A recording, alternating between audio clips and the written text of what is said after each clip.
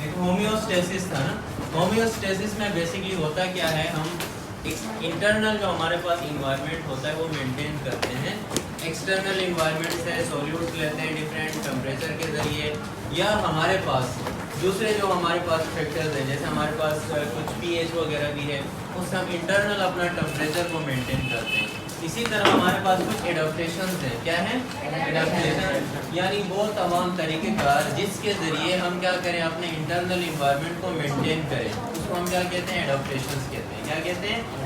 Adaptations are those procedures by which we maintain our internal temperature. अब हमारे पास basically there are three main aspects of homeostasis. Aspects कहते हैं पहलू को, एस्पेक्ट्स किसको कहते हैं, यानी हमारे पास डिफरेंट थ्री प्रोसीजर्स हैं by which we maintain our internal temperature या इंटरनल इन्वायरमेंट। अब हमारे पास ऑस्मो रेगुलेशन है, सबसे पहले हमारे पास क्या है, osmo regulation. It is the maintenance of internal water and salt concentration by osmosis. Osmosis एक ऐसा प्रोसेस है जिसके जरिए हम क्या करते हैं, दो चीज़ें मेंटेन करते हैं। Two type of things we maintain in our internal environment. Number one is internal water and then next is concentration of salt. यानी हमारे पास concentration of salt और internal environment को maintain करेंगे osmosis के जरिए। अब osmosis कौन सा प्रोसीजर है या इसको डिफाइन कैसे करेंगे?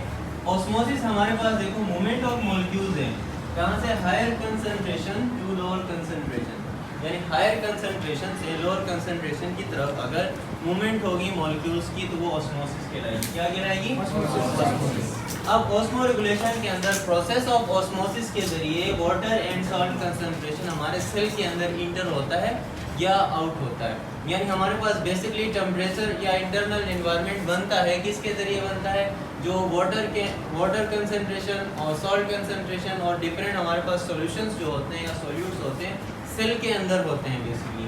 अब हमारे पास कहता है दूसरा थर्मो रेगुलेशन, कौन सा है, thermoregulation. Maintenance of temperature within stable limits where enzymes work optimally. अब हमारे पास क्या करेंगे, हमने टेम्परेचर को मेंटेन रखना है। बॉडी टेम्परेचर हमारे पास कितना है, 37 सेल्सियस है। अब 37 सेल्सियस रखने के लिए हमें क्या करना पड़ेगा, हमें सॉल्यूट्स डिफरेंट, जैसे अगर गर्मी ज़्यादा होती है तो हमें डिफरेंट सॉल्यूट्स लेते हैं, जैसे हमारे पास सॉफ्ट ड्रिंक्स ज़्यादा हम पीते हैं या शेक वगैरह ज़्यादा पीते हैं। अब इसमें थर्मो रेगुलेशन में क्या होगा, हीट को हम क्या करेंगे, अगर बाहर का इन्वायरमेंट अगर वार्म है तो हम उस तरफ के एडेप्टेशंस की तरफ जाते हैं, जैसे फैन वगैरह ऑन करते हैं, कपड़े हम हल्के पहनते हैं या सॉल्यूट्स वगैरह ज़्यादा हम इस्तेमाल करते हैं, और खाना भी उस टाइप का खाते हैं जो ज़्यादा हमारे पास फैट्स प्रेजेंट ना हो उसमें। अब हमारे पास लास्ट एक्सक्रीशन। अब इसमें हमारे पास एक ऐसा प्रोसेस होगा जिसमें हमारे पास मेटाबॉलिक टॉक्सिक वेस्ट, यानी जो प्रोसेस होगा हमारे पास मेटाबॉलिज्म का, उसके अंदर डिफरेंट हमारे पास टॉक्सिन्स बनेंगे या हमारे पास वेस्ट प्रोडक्ट बनेगा, जो हम चीज़ें खाते हैं उनका स्टमक के अंदर वेस्ट प्रोडक्ट बनेगा या हमारे पास सॉल्यूशंस है उनके अंदर भी। और excess metabolic substances are secreted from the body, यानी हमारे जिस्म से उनको क्या किया जाएगा, रिमूव किया जाएगा। अब उस प्रोसेस को हम क्या कहेंगे, एक्सक्रीशन कहेंगे। हमारे पास बेसिकली तीन प्रोसेस आ गए, एक ऑस्मो रेगुलेशन, दूसरा thermo regulation and third one is excretion.